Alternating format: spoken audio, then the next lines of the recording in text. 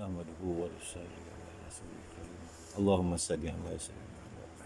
InsyaAllah hari ini kita dengar kisah para sahabat radhiyallahu an. Solah beberapa orang sahabat dan ahlullah yang masyhur. Mujahid radhiyallahu an meriwayatkan bahawa Sayyidina Abu Bakar radhiyallahu an dan Sayyidina Abdullah bin Zubair radhiyallahu an bahawa apabila mereka berdiri bersolah, mereka berdiri seolah-olah batang kayu yang terpacak, iaitu tidak sebarang pergerakan langsung. Para ulama menulis bahawa Sayyidina Abdullah bin Zubair radhiyallahu an belajar solah daripada Sayyidina Abu Bakar radhiyallahu an. Sementara Sayyidina Abu Bakar radhiyallahu an belajar daripada Nabi SAW sendiri. Oleh itu, sebagaimana Nabi SAW bersolah, maka demikianlah Sayyidina Abu Bakar radhiyallahu an bersolah, dan demikianlah pula Sayyidina Abdullah bin Zubair radhiyallahu an bersolah. Sayyidina Sabit radhiyallahu an berkata, keadaan Sayyidina Abdullah bin Zubair radhiyallahu an ketika bersolah ialah seumpama sebatang kayu yang terpacak di suatu tempat.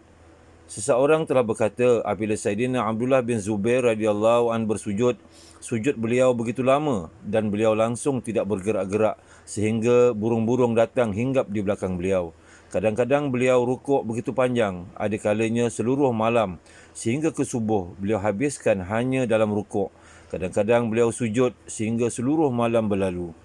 Ketika berlaku serangan terhadap beliau, satu peluru manjanik telah terkena dinding masjid, jadi tempat beliau bersolah. Secebis serpihan daripada dinding masjid itu telah terpelanting melayang, lalu terkena bahagian antara halkum dan janggut beliau. Solah beliau tidak terjejas sedikit pun akibat serpihan tersebut. Malah beliau tidak langsung memendekkan lama masa yang diambil untuk rukuk dan sujud. Pada satu ketika semasa beliau sedang bersolah, anaknya yang bernama Hashim sedang tidur berhampiran dengan beliau. Seekor ular telah jatuh dari bumbung dan membelit anaknya itu. Anaknya itu terus menjerit. Seluruh ahli rumah datang berkejaran dengan hingar-bingar. Mereka telah membunuh ular tersebut. Sementara Sayyidina Abdullah bin Zubair radhiyallahu an masih meneruskan solahnya dengan tenang. Setelah memberi salam, beliau berkata, kedengaran macam bunyi bising, apakah yang telah berlaku? Isterinya menjawab, semoga Allah merahmati kamu. Nyawa anak hampir melayang tetapi engkau tidak sedar pun. Beliau berkata, naas engkau, sekiranya dalam solah seseorang itu memberi tumpuan kepada sesuatu yang lain, bukanlah solah namanya. Sayyidina Umar radhiyallahu an telah ditikam dengan pisau bermata dua dan menyebabkan beliau meninggal dunia. Sungguh pun darah sentiasa mengalir dan beliau kerap kali tidak sedarkan diri pada saat-saat akhir hayatnya. Namun dalam keadaan itu pun, apabila diperingatkan tentang solah, beliau terus mengerjakan solah dan berkata, tiada bahagian dalam Islam bagi seseorang yang meninggalkan solah. Sayyidina Uthman radhiyallahu an akan berjaga sepanjang malam dan akan mengkhatamkan seluruh Al-Quran dalam satu rakaat solah. Kebiasaan Sayyidina Ali radhiyallahu an pula, apabila menjelang waktu solah, badan beliau akan menggigil dan wajah beliau akan menjadi pucat. Seseorang telah bertanya, apakah yang menyebabkan berlaku demikian? Beliau menjawab, telah tiba masa untuk menunaikan satu amanah yang Allah Subhanahu wa taala telah tawarkan kepada langit, bumi dan gunung ganang.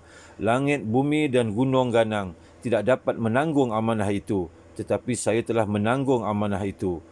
Hadrat Khalaf bin Ayub radhiyallahu an telah bertanya, tidakkah lalat mengganggu kamu dalam solah? Beliau menjawab, apabila seseorang penjahat dipukul oleh pegawai kerajaan pun, dia tidak akan bergerak dan akan berbangga dengan keadaan itu. Dia akan menyombongkan diri dalam keadaan dengan kesabaran dan ketabahannya. Walaupun dipukul dengan sebegitu kuat, dia masih tidak bergerak sedikit pun. Haruskah aku bergerak-gerak ketika aku berdiri di hadapan Tuhanku semata-mata kerana diganggu oleh seekor lalat? Apabila Hazrat Muslim bin Yasir rahmatullah alaih berdiri untuk bersolah, beliau berkata kepada ahli keluarganya, kamu boleh teruskan perbualan, aku tidak akan sedar perkara yang kamu bualkan. Pada satu ketika, beliau sedang bersolah di Masjid Jami' Basrah. Sebahagian dinding masjid itu telah runtuh.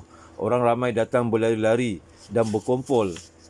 Di situ lalu suasana menjadi hiruk pikuk. Namun beliau tidak sedikit pun sedar akan perkara yang telah berlaku. Seseorang telah bertanya kepada Hazrat Hatim Asum rahmatullahi perihal solah beliau. Beliau menjawab, apabila tiba waktu solah, setelah berwudu aku akan pergi ke tempat aku bersolah. Aku akan duduk seketika sehingga seluruh badan menjadi tenang. Kemudian aku akan berdiri untuk bersolah dengan membayangkan bahawa Baitullah di hadapan mataku, jambatan Sirat di hadapan kakiku, syurga di kananku dan neraka di kiriku. Malaikat maut sedang berdiri di belakangku. Aku menganggap inilah solahku yang terakhir. Selepas itu aku akan tunaikan solah dengan penuh khusyuk dan khuduk. Kemudian aku akan berada dalam keadaan pengharapan dan ketakutan. Tidak diketahui sama ada solahku itu diterima ataupun tidak. Masya Allah. Apa yang kita dengar ni, mudah-mudahan kita dapat amal dan sampaikan. Insya Allah. Kita tutup dengan tasbih kifarah. Subhanallah wa bihamdih, subhanakallah wa bihamdika, asyhadu an la ilaha illa anta, astaghfiruka wa atubu ilaih.